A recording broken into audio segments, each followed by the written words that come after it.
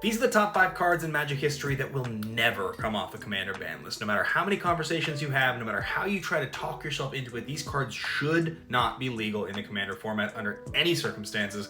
Let's get to a couple quick honorable mentions. Honorable mention number 1, we're going to go with Time Walk. It's a piece of the Power 9. It's a sorcery for a colorless and a blue that states take an extra turn after this one. The ability to take an extra turn by casting a blue spell appears in many forms. Everything from Temporal Mastery, to Time Warp, to Capture of Jingzhou, to Temporal Manipulation, Nexus of Fate. There's so many different versions that do it. But the big reason Time Walk is problematic is number 1, obviously it's so expensive. As soon as this is legal, it becomes a proxy card in every CDH deck ever, which sucks, but isn't like the end of the world. And number 2, the casting cost of 2 is so cheap that copying it, replaying it, reusing it, casting it for free with lots of effects that state like the CMC is 2 or 3 or less or something like that. There's just a lot of ways to abuse it that I think is not really very good for Commander, so this is on the honorable mentions list, but not quite top 5. Honorable mention number 2, we're going with a bizarre old Arabian Nights card, Shahad, which is white for a sorcery. When this card is cast, everybody takes the cards remaining in their library, whether it's a 1v1 game or a multiplayer game, and you start the game over using only the cards remaining in your library. Then, you play that game using only the cards remaining in your library at that time, a straight up whole other ass game of Magic, and then all of the players that didn't win that game lose half their life rounded up. Then you shuffle those cards that you just used for that game back into your regular library and go back to the game you were playing beforehand. It's like a bizarrely hilarious concept that is completely impractical, but is insanely impractical when you're talking about a game of Commander that's already pretty long-winded. This would cause for like 3 and 4 hour games of Commander, I think. It's expensive, but I don't actually think if this was legal, people would really play it very often, so it's more of a funny thing to put on this list than an actual concern. But it still makes the honorable mentions list, because you don't want this legal. Finally, coming in with our 3rd honorable mention pick, we have yet another extraordinarily expensive Magic card, often referred to as the Power 10 slot. We have Time Vault. Time Vault is an artifact for 2 colorless that taps to take an extra turn after this one. However, it enters tapped, and during your untap step, you're allowed to untap it and skip your turn when you untap it. You run into a similar problem with Time Walk or any piece of power that comes off the ban list of like nobody really owning one to play with one, so then the only people that are going to play with it are probably going to proxy it, which is a little bit problematic in the first place. But the bigger problem is that if you pair this with like Voltaic Key or something like that, you just take infinite turns. And the deal is because it's colorless, and so is Key or any other of the artifacts that pair to untap this,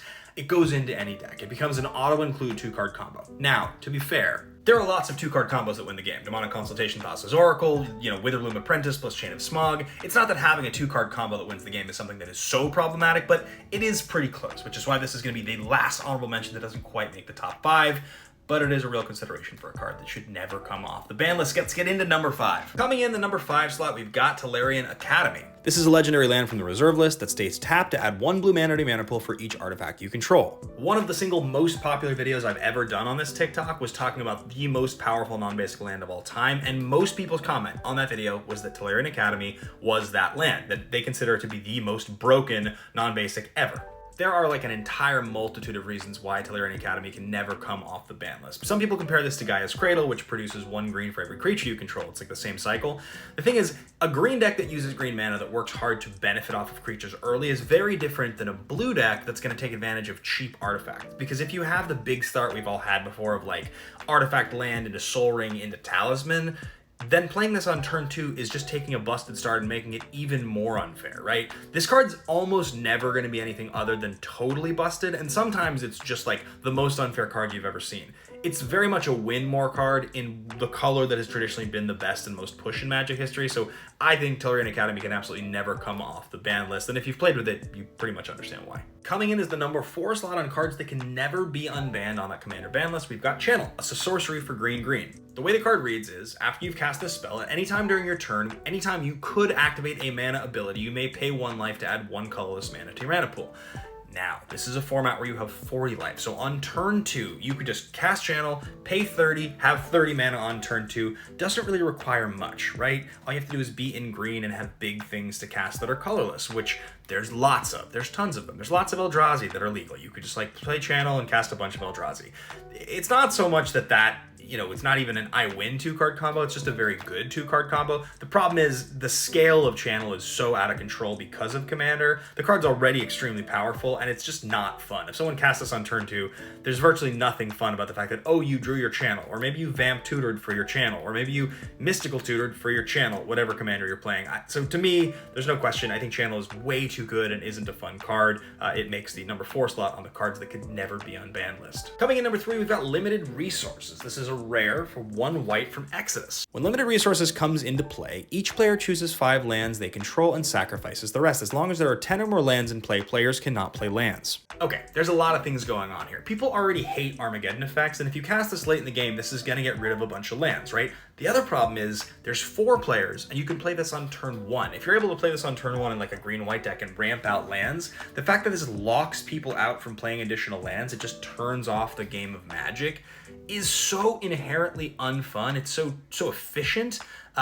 This card's horrible. This is like one of the most miserable ideas to play against this card, and it distinctly does the thing that people don't like, which is turns off their lands, shuts down their ability to continue playing them. What if you just are land screwed and the table between them gets 10 and you have 1 land and you never can play a land again no matter how many you draw? Sounds terrible. This card can never come off the ban list. Number 2, we've got Karakus. Everybody here knows what Karakus is. But just in case you don't, it's an untapped white source. It's a legendary land that stays tap, return target legend to its owner's hand. Years later, the errata would read, return target legendary creature to its owner's hand, so you can't bounce like a planeswalker. But either way, this is an untapped white source of mana that taps to bounce a legendary creature in a format that is entirely based around everybody having a legendary creature in play. Sounds miserable, right? This becomes an auto-include in card number 100 in every single white commander deck ever. But more importantly, this is just a miserable card to have on the table ever, right? Like, you play your commander, you've built your deck around the idea of your commander staying on the table, and your opponent's like, every time I untap, I'm just going to be able to just get rid of one of your commanders if I want to. That doesn't sound fun. It definitely is one of those cards that's just gonna forever be on the ban list. There's no chance this is ever coming off, even though I love Karakus. Karakus is a really cool card that does great things. I play this in Highlander Gauntlet all the time. It's like a very cool combo card. Never coming off the ban list, and Commander should never come off the ban list. And finally, our number 1 slot. My pick for the number 1 card that could never come off the Commander ban list are the Cycle of 5 Moxen, the original cycle. Emerald, Sapphire, Ruby, Jet, and Pearl.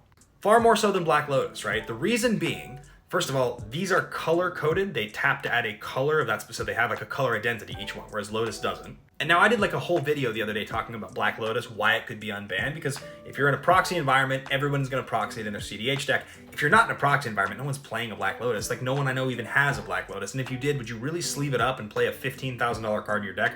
Most people wouldn't. And if your friend did, cool, man. You get to draw your Black Lotus and have a big turn. It's impressive, and you flex on everybody. That's awesome. The thing about the Moxen that are problematic, in the same way, right, you run into the exact same proxy problem. It's just that if I'm playing a 3-color deck, now I'm proxying 3 cards instead of 1. It incentivizes me to play 5 colors always. I should always be playing a 5-color commander because I get 5 Moxen in my deck.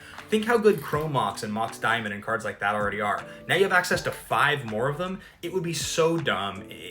I just think that in competitive formats, players would proxy these, and everybody would be playing as many as they possibly could, and it would make the games homogenous and unfun, and there's nothing good about it. There's no benefit. You can never unban the Moxen. I think they're a really stupid idea, and I'm glad they're banned, and I'm glad they're never coming off.